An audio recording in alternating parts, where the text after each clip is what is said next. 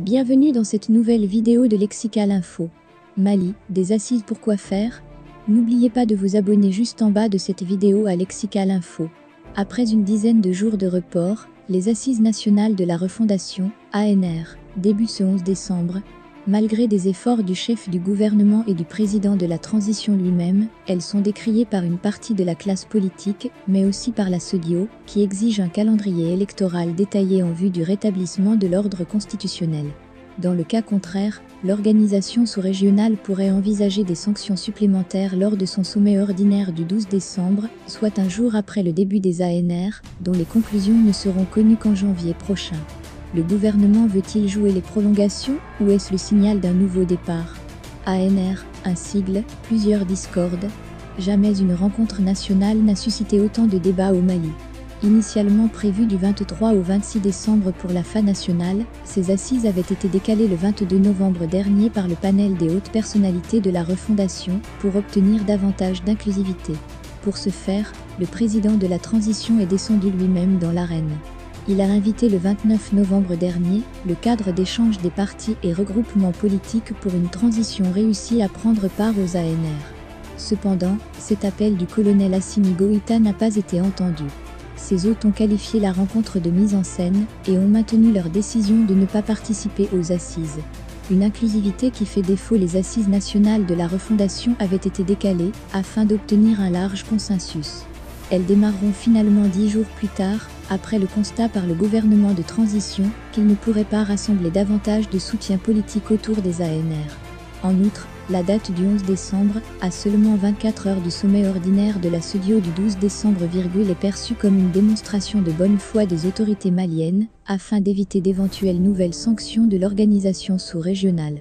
D'ailleurs, dans une sortie médiatique à la télévision nationale, qui ressemblait à une plaidoirie, le 6 décembre, le Premier ministre Choguel Kokala Maïga justifiait pour la communauté internationale la tenue des ANR. À l'issue de la crise électorale de 2018, la SODIO a envoyé une forte délégation, de haut niveau, conduite par le ministre des Affaires étrangères du Nigeria.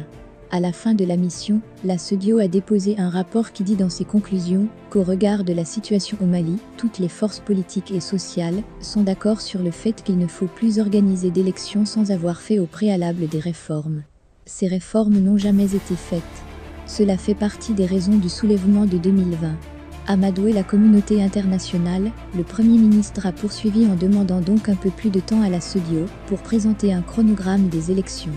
À quoi cela sert-il de mettre la pression sur le Mali, de le menacer de sanctions, parce que les autorités disent qu'elles ont besoin de 2 semaines pour que notre peuple se concerte? À la fin des assises, nous reviendrons vers vous, fin décembre ou début janvier, avec un calendrier des élections sur la base duquel nous allons discuter. Nous estimons que nos frères et nos partenaires de la SODIO feront l'effort de nous comprendre, a-t-il déclaré. Pour le Dr Hamidou Tidjani, enseignant-chercheur à l'Université Paris 13, l'organisation des ANR maintenant dénote de la volonté des autorités maliennes de négocier le sort du Mali lors du prochain sommet de la SODIO.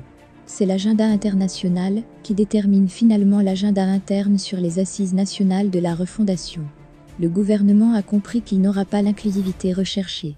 Donc il faut au moins faire en sorte que l'organisation de ces assises puisse être un argument qu'il pourra faire valoir devant la SODIO pour éviter des sanctions qui pourraient être nuisibles économiquement. Mohamed Ismaël, chercheur en sciences politiques, s'inscrit dans la même lancée. Le choix du 11 décembre n'est pas un hasard. Il faut faire passer un message à la communauté internationale et régionale pour montrer une sorte d'unité autour de la transition via ces assises nationales de la refondation afin d'atténuer d'éventuelles nouvelles. Cependant, Ornella Maudran relativise. Pour la chef du programme Sahel de l'Institut d'études de sécurité, IS, même si l'influence des partenaires régionaux et internationaux du Mali n'est pas négligeable, il est important de lire les choix politiques des responsables maliens à l'échelle du Mali. Tout ne se joue pas par rapport à la SODIO, et l'on a du mal à comprendre certains positionnements si l'on néglige l'importance du politique et du national au bénéfice systématique du diplomatique et du régional. L'insécurité limite la portée nationale des assises, l'insécurité et le boycott de certains politiques entachent le caractère inclusif et national des assises de la refondation. Au-delà de la décentralisation des débats, qui devraient se tenir sur le territoire national, mais aussi au sein de la diaspora et dans les camps de réfugiés et de déplacés maliens, les ANR divisent les politiques. Une partie de la classe politique n'est pas convaincue de la volonté des autorités de la transition de quitter le pouvoir et d'organiser les élections. Pour elle, la volonté du gouvernement, à travers les assises, est tout simplement de dire à la SEDIO que tous les Maliens sont d'accord pour la prorogation de la transition, analyse Hamidou Tidiane. Le docteur Boubacar Aïdara, chercheur associé à l'Institut d'études de Bordeaux, a la même analyse. Les assises vont en quelque sorte légitimer la prolongation de la transition et l'exhiber comme étant la volonté des Maliens. Une façon de dire à la SEDIO vous avez vos règles, mais elles ne doivent pas primer sur la volonté des peuples.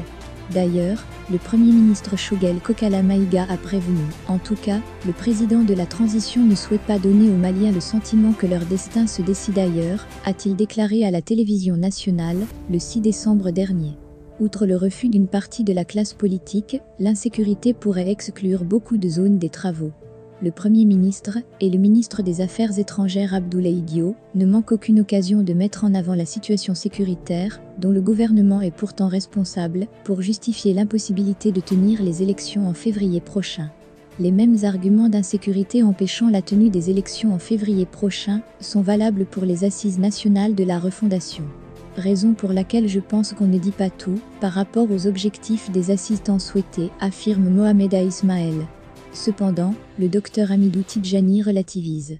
La situation sécuritaire ne se détériore pas davantage par rapport à ce qu'elle était hier. Les ANR ne seront pas organisés sur l'ensemble du territoire national parce que le gouvernement ne dispose pas de la plénitude de ses moyens sur l'ensemble du territoire.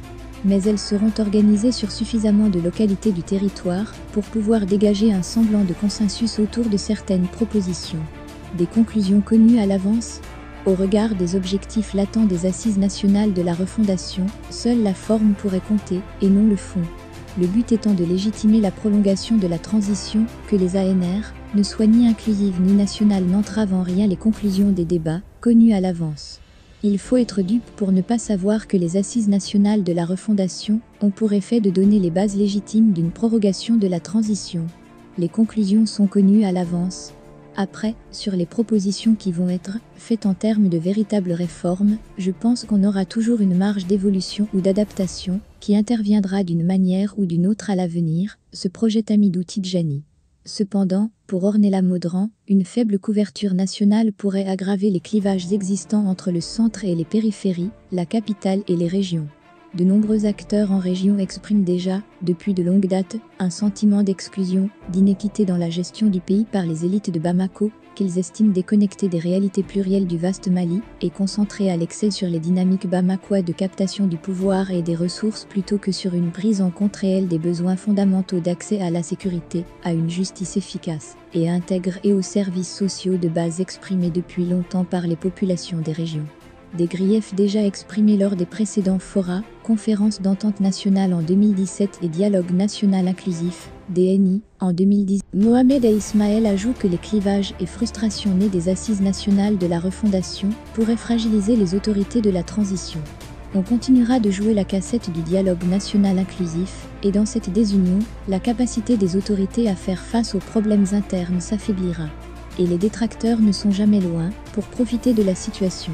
Merci pour votre aimable attention et n'oubliez pas d'activer la cloche de notification pour recevoir les prochaines informations.